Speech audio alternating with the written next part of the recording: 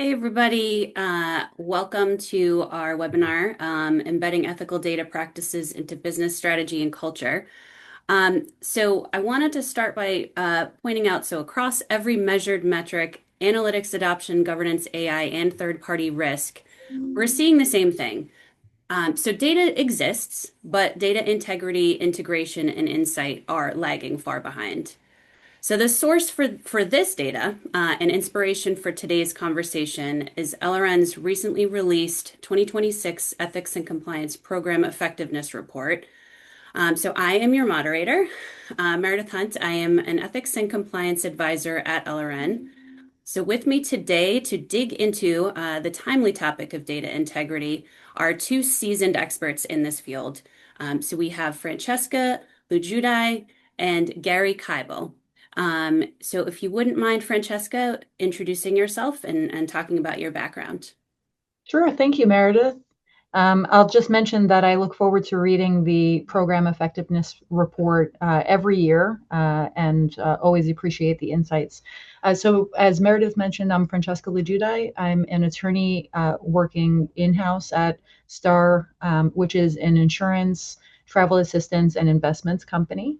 We're located in various jurisdictions throughout the globe. And I've been here at STAR for 13 years. I run the legal compliance, things like ethics, training, investigations, as well as the insurance regulatory compliance function. One of the hats that I wear is I also oversee our third-party risk practice. So historically very involved in matters of privacy as well. And I look at AI as being sort of privacy adjacent, certainly a lot more integration in the future. So that's my background. Very delighted to have to speak with you all, and I'll turn it over to Gary.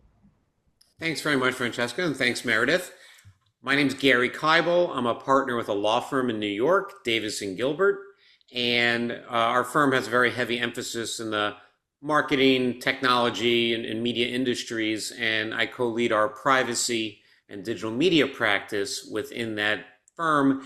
And we spend a lot of time working with all different companies in the ad tech ecosystem, which is all driven by data. So working with media companies and ad agencies and brands and publishers, everything is data driven these days. So these issues are constantly on my desk. And privacy and AI, as Francesca said, are really the pillars of this. So I'm really happy to be here with you and talk about something really important about making sure that you have the right data and follow the right rules. Awesome. Thank you so much. I'm super excited for this conversation. I did want to mention just a quick housekeeping note. So today's session is eligible for CCB CEU credits. Yay. Awesome for all of us certified. So if you'd like to receive a certificate, please submit a request to the organizer of this webinar, Carol Lee, after this is over. We will share instructions in the follow-up email. Just so that you're aware, certificates will be issued within 30 days, and you'll use the code on that certificate when submitting for your credits. Also, we will have time for Q&A at the end. I hope so, at least. I'll try to make a concerted effort for that. So please feel free to drop questions in the Q&A box as we go. So jumping right in here, we know data integrity isn't really just technical. It used to sort of be like, maybe it's a nice to have, it's something in the background, but it's really becoming the foundation of ethical data use. So if the data is flawed, then it follows that everything built on it, including AI built on it, everyone's favorite buzzword or buzz acronym, becomes unreliable. So let's dig right into that. So I'm going to start with Francesca. How do you define data integrity in your role, and why is it foundational to ethical decision making? Thanks, Meredith. I spend a lot of time, obviously, in my seat, focusing on the word integrity and what does it mean to live your values. And so applying it in the context of data, I think, to your earlier point, you can only make the best decision that you can based on the information that you have at hand. And, certainly uh, you can't run your business wanting to run down, every single piece of information before you make a decision. But you want to make sure you get the building blocks right most of the time. Um, when you're talking about AI augmented decision making, or perhaps even things along the lines of prioritization or risk ranking something for you, it is more important to ensure that you're establishing completeness of information, accuracy of information, and also aware of where it might be flawed. Integrity doesn't only mean those three things that I just mentioned. It also means that it's more than just clean data. It's where did it come from? How did it change from one pipeline to another pipeline? Who can use it? And is it really fit for purpose? If you think about some of the classic, examples that are pointed to, like the Apple Card applications, there, yes, is that data representative of what you're trying to accomplish? And how do you intend on using it? Certainly, from a data protection perspective, individuals have the ability to access and to correct their information or require deletion of that information. It hasn't really been so widely exercised, although it's been a right that has existed, for some time. But now we're talking about other things that may not actually be individual data, but are more on the aggregation side. I think one of the things when we're talking about AI and AI ethics is, can you come to an ethical solution or an ethical answer based on the information that you have available. And so it's certainly foundational. Outputs are only as good as the input that goes into it. And that is very, very true when we're talking about the use of artificial intelligence, and in particular for making decisions, whether they're automated or made by a human. You really need to understand how you arrived at a conclusion. And it becomes all the more important from a regulatory perspective or from, a reputational perspective. Excellent. Thank you so much. I hear accuracy. I hear, the importance of a strong foundation. So Gary, do you have anything to add to that from sort of the external view rather than the internal one? Yeah, I mean, the important thing that Francesca highlighted that we always talk about in the data world, bad data in, bad data out. So, you obviously want your outputs to be helpful, to be accurate, to be what you're looking for, to be whatever party you're working with is looking for. Well, that's contingent on what you're pumping in. And so you need to look at the beginning of the chain of the data flow and make sure we're getting the right sources, that there has been some, checking to make sure that we have what we need before we put it into the sausage grinder and try to come out with something else, because it's not going to be helpful at the end if you didn't start at the beginning with those controls. Perfect. Yeah, makes perfect sense. So I know we're all having those conversations regularly with clients and peers nowadays. Um, so it does seem like we're in the middle of really an evolution of ethics becoming more of what we would say a business imperative versus just oh, compliance owns that. It's a compliance only matter. So in your experience, Gary, what changes have you observed and what do you attribute those changes to? Well, I think firstly, I'll talk about the changes in a minute, but what do I attribute them to? There's so many more data sources, these days, and they just keep exploding. I know there were those old statistics about how much data is generated, online every, minute or second, and I don't know, I'm making up a stat here, like every, hour more data is generated that has existed from the past 10 years or something like that. There are some stats out there you can find, but there's so much more data out there being generated and how to use it. And then the law is sort of catching up to that. So it used to be that, I mean, I've been in the industry quite a long time, going back over, date myself here, over a quarter century when I was doing sort of, advertising ad tech deals. Nobody was even talking about data. No one realized the value that the data had to their business. They were more focused on traditional things, IP and, revenue and payment terms and termination and legal terms. But nobody was thinking about, oh, the data is the real valuable asset here.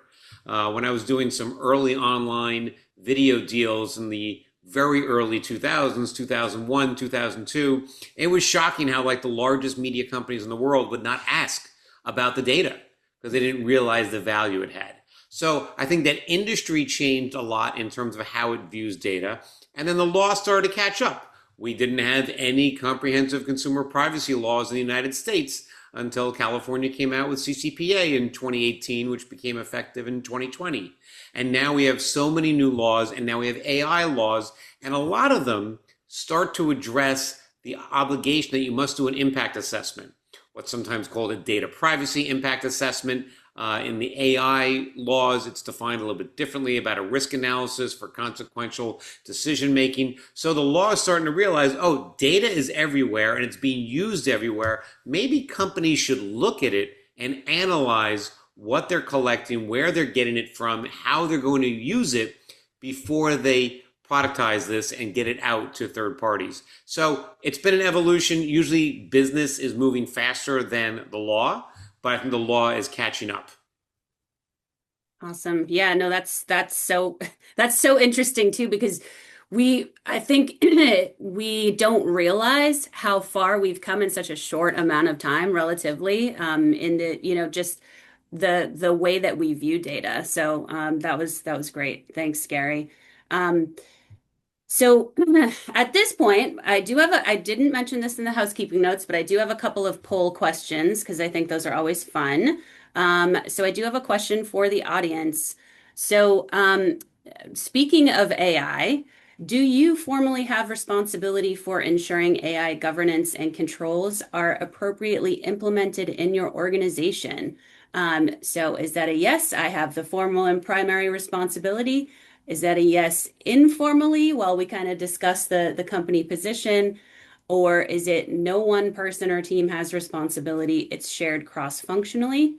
Or is there an other situation?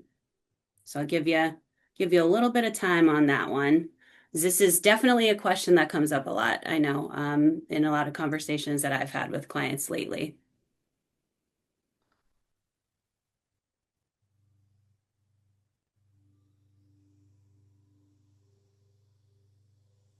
All right.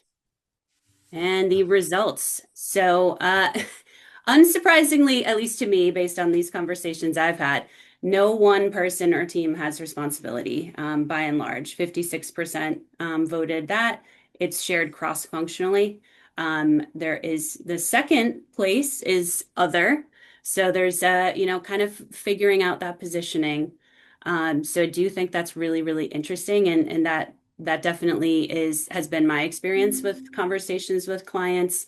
And I think, Gary and Francesca, you've had similar conversations. Um, it is something that it's evolving and people are figuring it out, but it's not necessarily figured out at the moment. So thank you for staying engaged in that. So we're going to move now into balancing innovation with risk. So really definitely related to that poll question. So how are we moving from policy to practice here? So my question for Francesca first is, how do you ensure ethical considerations are built into data-driven decisions?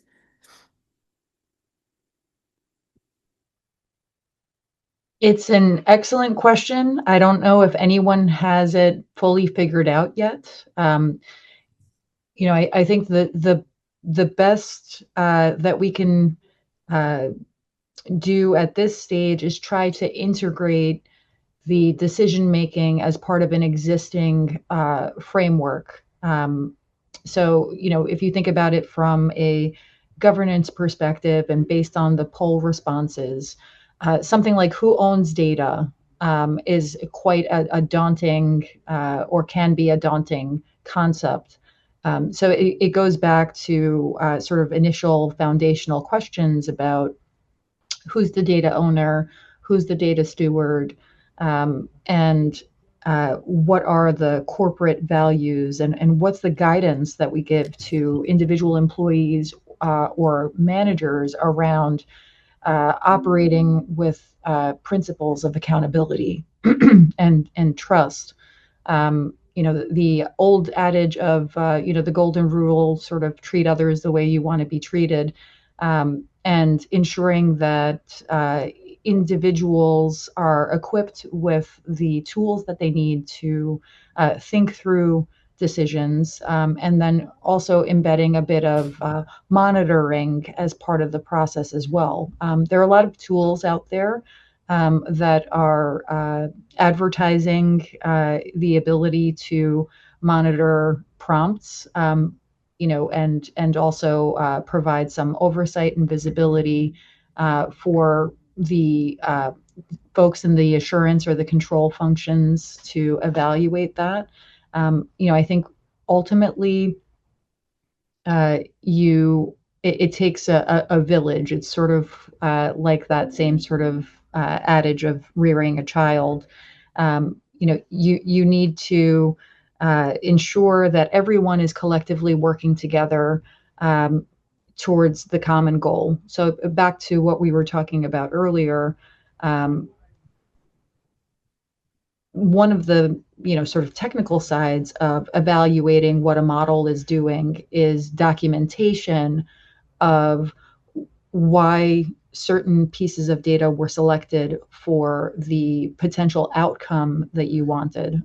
This idea of creating model cards.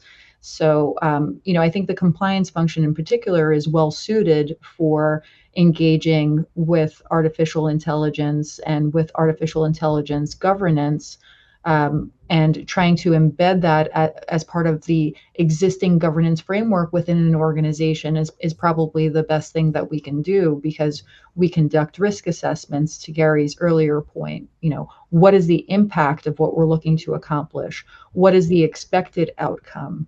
And then how do we test those controls? But embedding within each of the layers a mechanism for ensuring that the output is what was expected, and also that the outcome is a fair and unbiased, transparent, and fully understood outcome. And if not, then certainly there's something wrong, and it would require sort of readdressing and rework. So what does it look like? What does good look like in practice? The same sort of expectations that we have on decision making that are made without artificial intelligence. Fair outcomes for our customers, a consideration of broader impact. The idea of acting locally and thinking globally, right? Historically, even if we think about a corporation's social responsibility, that has changed over the years as well. And this is another sort of angle or example of that. We can't just make decisions that are necessarily, with one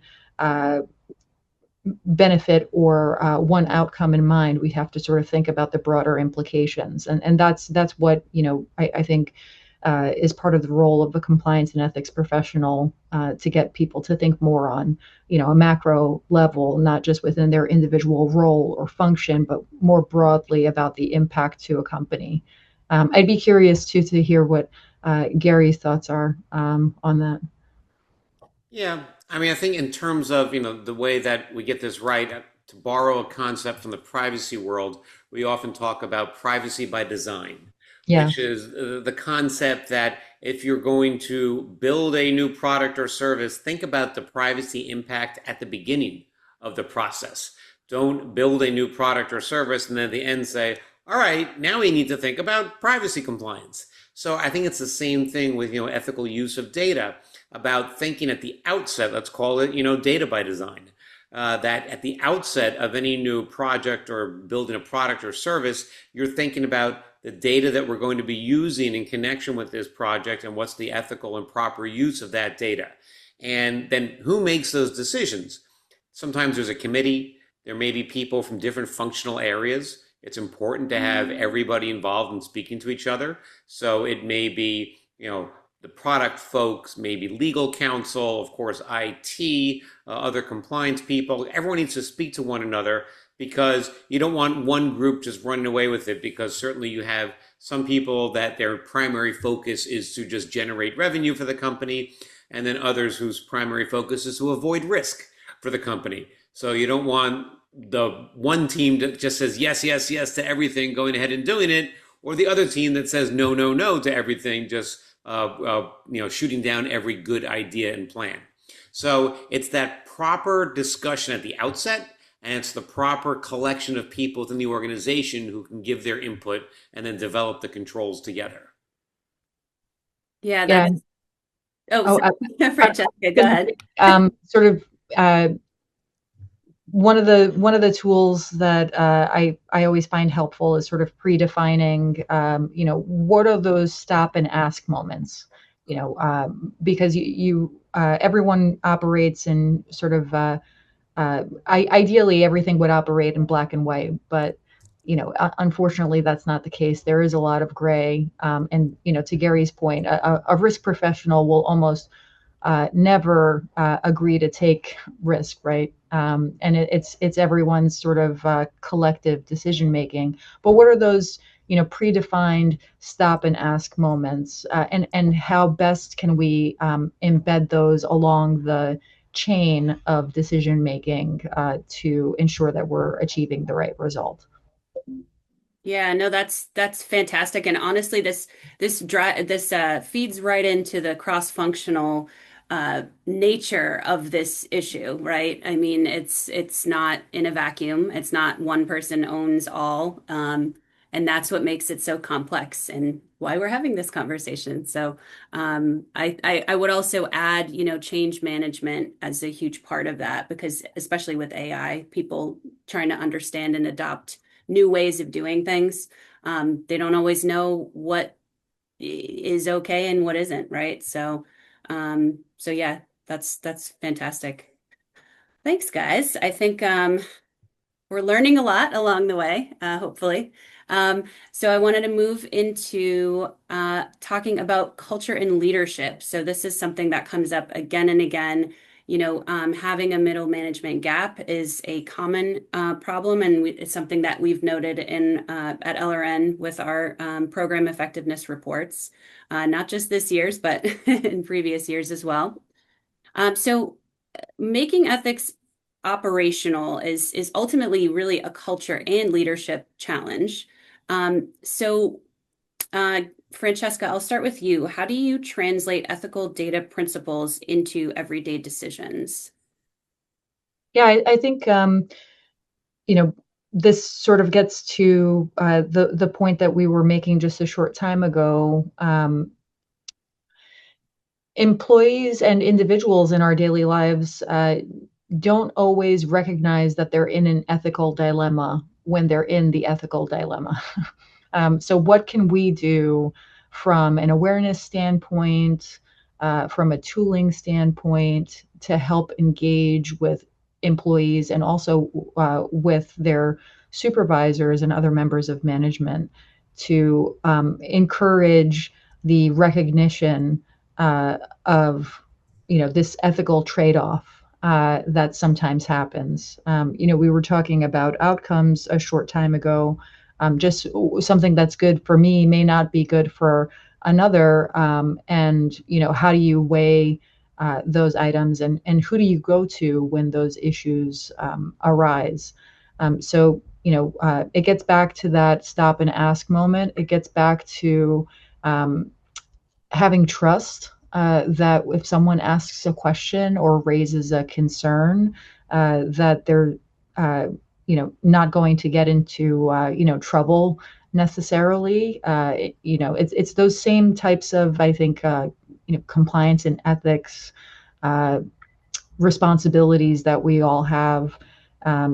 Even the best controls are not going to cover every scenario, especially with new data sources, with new tools. So culture is what kind of like fills in the blanks. So if you have a good culture, if you encourage people to speak up, there's no reason that that shouldn't also translate into decision making around the use of artificial intelligence.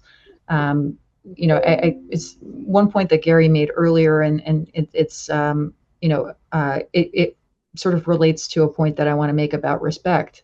Um, when you're working on an legal agreement these days, there's a lot more verbiage and provisions around artificial intelligence and around the ability to utilize uh, even aggregated data in a large language model.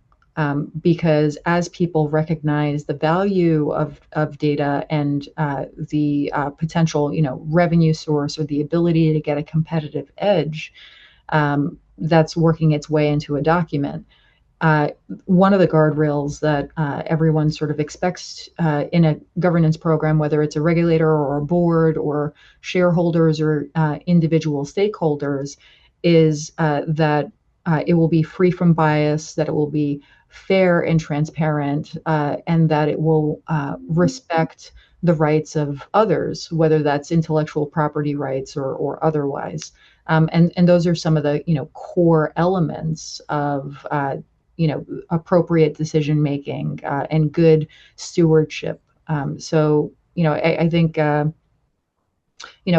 this discussion lends itself very well about uh, really ensuring that it's not solely, to Gary's earlier point, the laws are not catching up, the regulations are not catching up. Everyone knows that there's work to be done here, which is why you have to revert from sort of a check the box compliance program to really engaging with employees and making it more about ethics, integrity, and strong corporate values, because there is a lot of gray. There's not a bright line rule about in every instance. The policy is only going to cover sort of the general cases and provide some guidance. It's not expected to be, a rule book for every situation. So, good culture, good behavior, and open and transparent communication is what sort of fills in the blanks. So yes, we can build in some controls. There needs to be monitoring and oversight, and a lot of it is just open trust and open communication. That's my personal opinion. No, that's great. Gary, from your perspective, do you have anything to add to that or anything from the outside advising clients on this? Yeah, I mean, when I think about culture and what happens internally at an organization, I think about the many regulatory enforcement actions that I've helped clients deal with. And when you're dealing with regulators and they think that there is some violation, they start to ask not necessarily questions about culture, but they're asking about what goes on internally at the organization before the regulator came knocking at the door. So they will ask questions such as, do you have policies about how to deal with data, how to deal with these controls? What's the reporting structure? What are the controls in terms of who is allowed to do what with the data? So they want to see those written policies and want to know that you had them in advance of the regulatory investigation beginning. Not that everything had to be perfect in the organization, but they really want to see that you were thinking about these issues and did your best and made a good college try to make sure that you had good practices in place. So having written policies are really important. And then as part of that, you really need to have training of your employees, annual training, training them on your policies and on risks in the industry that they might encounter. And it's not that you're going to turn your employees into perfect robots that do everything as it should be done, but at least they're aware of the issues, and they know when to raise their hand when there's a problem. Because they may have said, oh, that was an issue that was raised in our training last year. That was one of the hypos about something that could be a concern.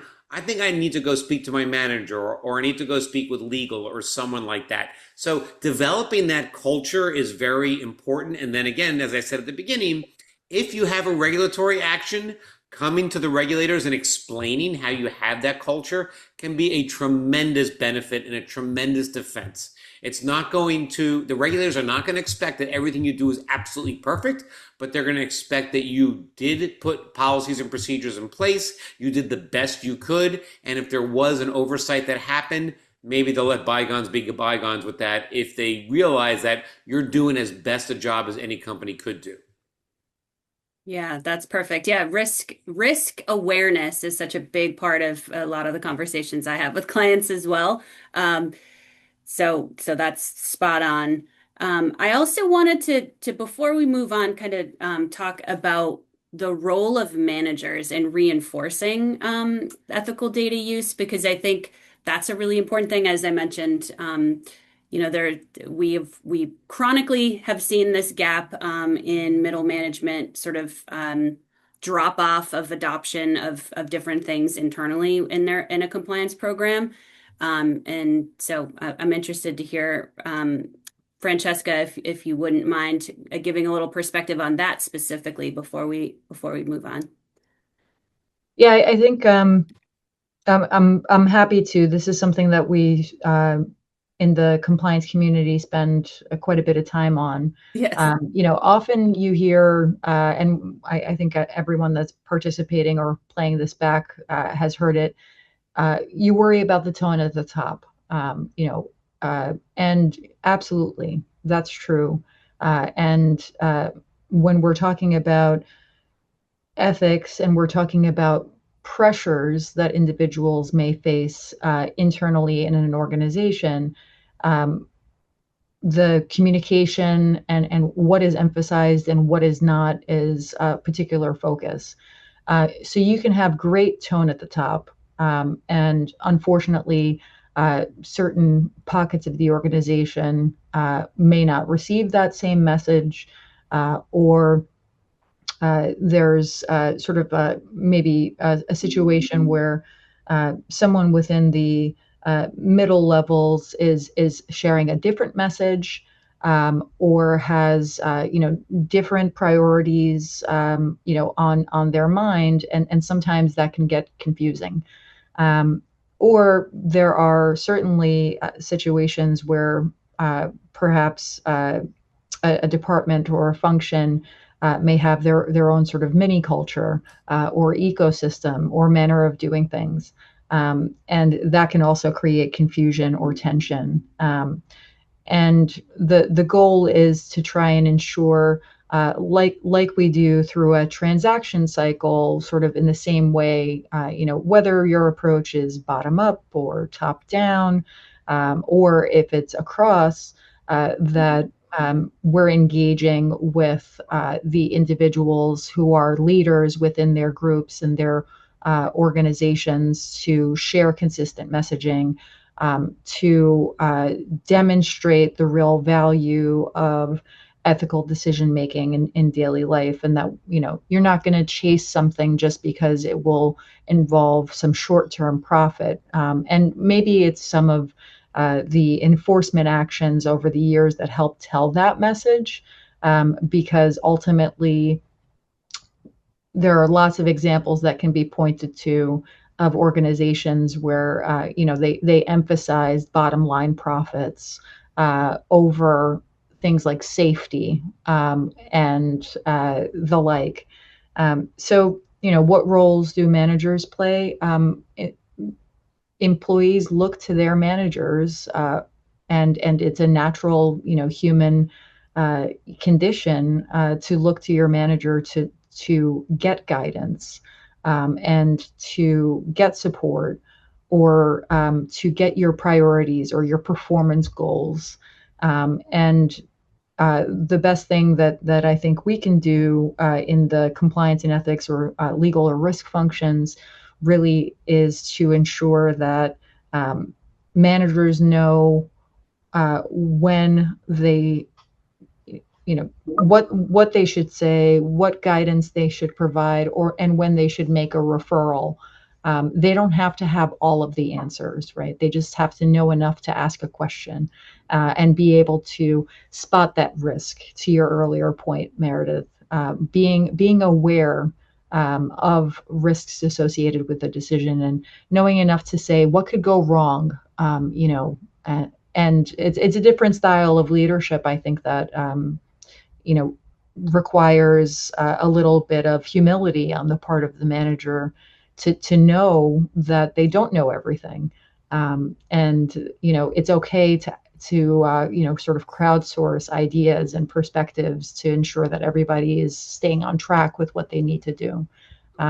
So lots of interesting thoughts and concepts come to mind when I think about the role that managers play, and it's a very important role to ensure that employees, and individuals and their teams stay on track. It's a duty that we owe anyone that works with us. Yeah, I love that. I love saying that it's a duty. I also think it's the role of managers has actually evolved quite a bit because it's had to. So I love your thoughts on that. All right, so moving along, just because we still have a few things to cover, I want to make sure everyone gets the most out of the hour. So governance, risk, and regulatory readiness. So certainly governance and risk, excuse me, governance and risk today are really about staying ahead of these rapidly evolving expectations, as we keep mentioning and circling back to. So I'm going to start with Gary here because I know you're going to have a lot of thoughts on this one. But how can organizations strengthen oversight of ethical data use? Sure. I mean, it's a challenge these days to stay on top of developments because things are changing left and right, both in terms of the business side and the legal side. As a lawyer in the privacy world, I always, my wife is a real estate lawyer, and I would always joke that like nothing changes in her world like for like 100 years, whereas in my world things change daily.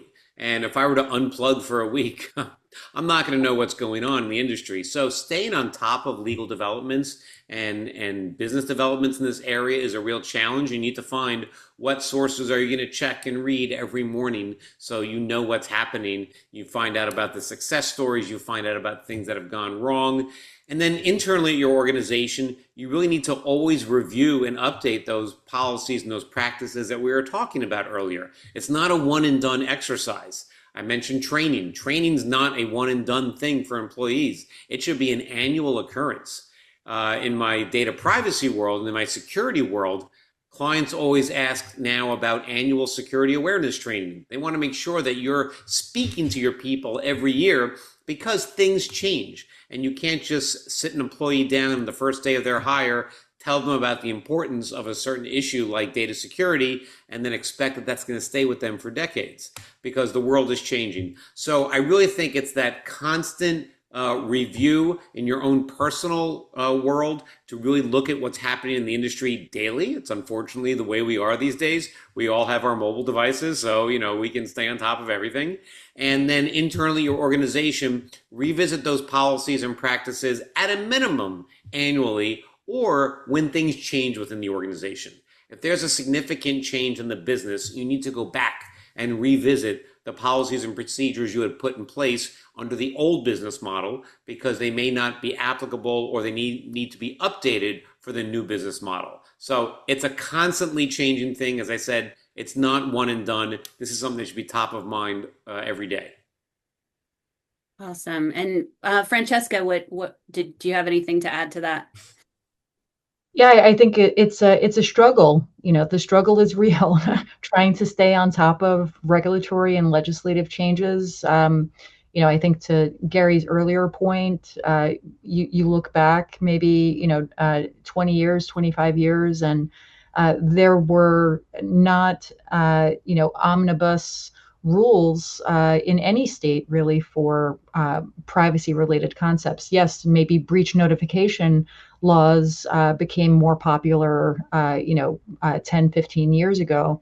Now we're talking about applying, more rigorous oversight on things that are not personal data, that are not covered, but that are, perhaps about a person, or about a group of persons that has some value.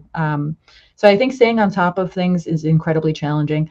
Also, being able to answer the questions and thread the needle internally is shifting as well. There's a huge demand. Everyone knows that they want to obtain some of and unleash some of the operational efficiencies that things like generative artificial intelligence can bring. But the how to do that, I think, can sometimes be a challenge. And then how do you harmonize all of those changes and those risks and these noteworthy examples and provide a comprehensive set of reporting to the board or to the committees in order to make decisions about, what are we going to do now with this? I think, it is something that is continuing to evolve.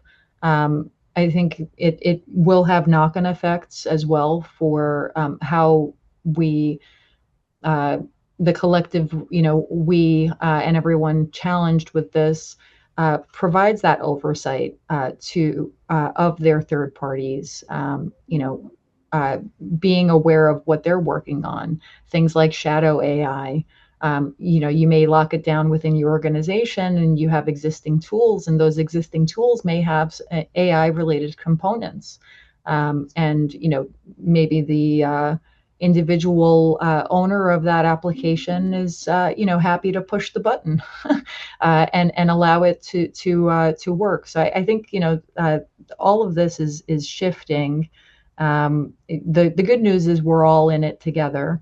I don't think anyone has sort of the magic process or the magic answer. But in terms of emerging risks, this is certainly one. It's something that cuts across the organization. It is a tremendous opportunity, and I think that you mentioned earlier, Meredith, about balancing innovation and security, or balancing the need to improve perhaps a bottom line, but you know which question, who's asking the question, and what is uh, the bottom line that we're concerned with at the end of the day. I think that's continuing to evolve. Yeah, agreed. Awesome. Okay, so I'm mindful of the time. So in the interest of time, I'm actually going to skip that second one in detail because we'll talk a little bit more about upcoming risks in the looking ahead section. So if you wouldn't mind, Carol, where I think let's launch poll question 2.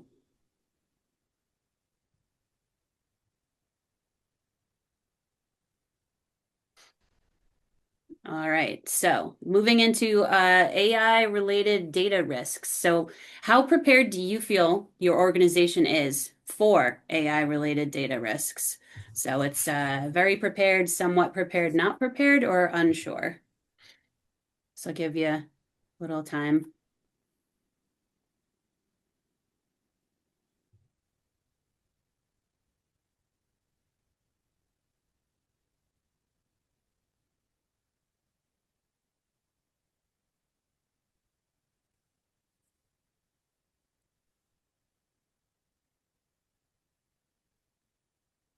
All right, let's see where we are. All right.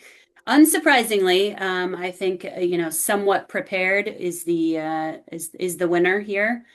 I think we're all kind of in that, more or less in that boat a little bit. We're getting there, figuring things out. But I think, that's somewhat comforting, right? That we're all in the same boat, figuring it out together. So we have that going for us. All right. So moving in to looking ahead. So How about the future of ethical data practices? Not that we can predict the future, but we can kind of see where things are headed a little bit here and there. So, as AI becomes more embedded in compliance programs, what new data integrity risks concern you most? I'll start with Francesca, please. Your thoughts. I think it's part of the same sorts of things that I mentioned earlier in terms of concern.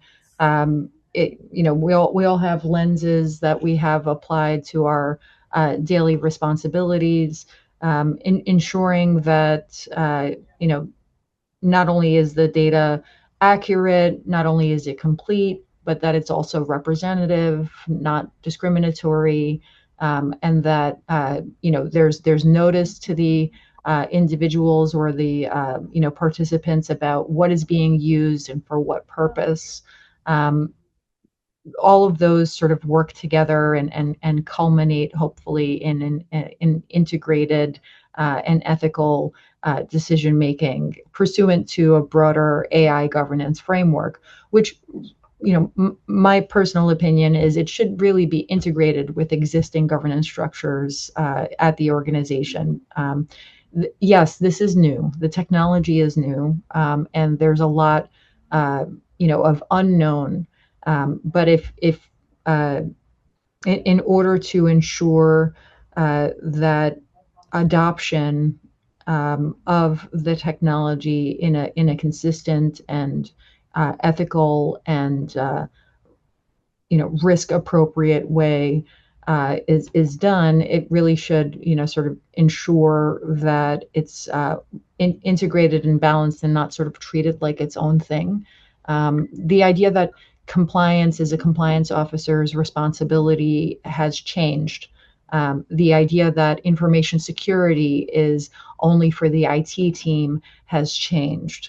I think there's, the same can be said for artificial intelligence. It's not just your chief data officer or your chief AI strategist's responsibility. It's everyone's collective responsibility to ensure that they are taking the steps that they need to take. Um, Everyone needs to be equipped with the tools necessary to ensure that they're doing their part. And to that degree, then it's all of these matters and individuals working together as a sort of a collective unit and one team with appropriate oversight and assurance. Um, Documentation is helpful, right? We talked a little bit about regulators earlier. If you don't have your model card of, why you decided to put something in one particular system or one particular model, maybe that's not that problematic at this stage because of what you're using it for. But if you try to bolt on the governance and the controls at the end, you're going to have bad results. So it really has to be intentional, making choices, documenting those choices, and ensuring that there's open and transparent communication. Awesome. Um, and Gary, did you have anything to add? Kind of what are things that are kind of coming up with your clients? Yeah, I mean, in terms of risks, I mean, there's so many new services and they're untested, and sometimes business people are unfortunately taking the approach of ready, fire, aim. So you need to sort of slow down and look at what you're using. And in the AI world now, we're now seeing the evolution to agentic AI. And this gets even scarier when there's maybe not as much human oversight and involvement as there used to be in traditional AI. So I think as those new agentic systems come into play, it's even more imperative that there be good policies and procedures and testing prior to rolling anything out, because then it's basically you're just letting the boulder roll down the hill and you're not going to be able to stop it. So I've seen a lot of new agentic AI systems. They are so exciting and so powerful, but I think I start sweating more than ever before when I see those, because I think, wow, this could really just let the horse out of the barn. It's going to run wild and we're not going to have any control. Yeah, that makes a lot of sense. One thing that came up this week was I saw that in a code of conduct a provision about gambling, which I thought was really interesting because it's, those sort of prediction markets have become so popular and, the controls around folks using their work computers for such things, using their devices on company time. And I thought that was really interesting because I hadn't really seen that pop up yet, but it's definitely something we're keeping an eye on because it's rising in popularity. So yeah, I totally get where you're coming from. Similar experiences in my conversations. So a really important one, and I want to make sure we allot a little bit of time to this specifically is talking about. Oh, sorry, Carol. This is still on the last slide. Thank you. So as data ecosystems become more complex and interconnected, because we haven't really touched on this, we talked about it internally within an organization, but how can organizations ensure integrity across systems with their partners, with their third parties, and not just within their own walls? So I'd love to hear Gary's thoughts on that because I'm sure you have a few. Sure. So we talked earlier about impact assessments and doing things such as that. There's also a concept of data mapping, about understanding where your data is, where does it live, where did it come from, and where is it going to? And I think having that sort of map, understanding where your data is and how it's being used in the organization is really important. Because, going back to the AI conversation, we're always concerned about, of course, bad results, but we're also concerned about hallucinations. As lawyers, we know in the legal world, hallucinations in briefings to courts are increasing like crazy. And there was a big one just 2 days ago with one of the largest law firms in the United States had hallucinated AI quotes in their brief that they submitted. And the more interesting thing is, after this was exposed, they wrote an apology letter to the court. And the way that they explained this away is that they said, we did have policies and procedures, we did have training, and our personnel fell short of meeting those standards. But they made a real concerted effort to explain to the court that we do have controls in place. They're not always perfect, and it fell down this time. But it's not as if we were letting people run wild with the way that they were using data and AI. We did think about those issues in advance. We did have the controls. It just didn't work properly this time. So I think that goes back to one of the themes we talked about earlier about putting in place those policies and procedures and controls in advance, because the ecosystem, as we say, is becoming more complex, and you need to have policies that are able to evolve with that complexity.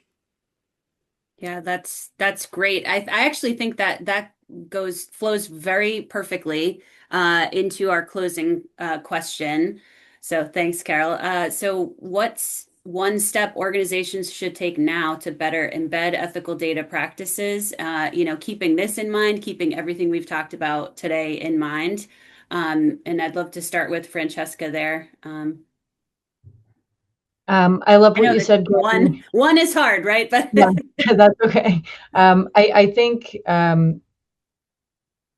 hmm, yeah, one is tough. I you could think, do more than one. yeah, the biggest thing for me from a thematic perspective is understanding the data and understanding the risks associated with that data.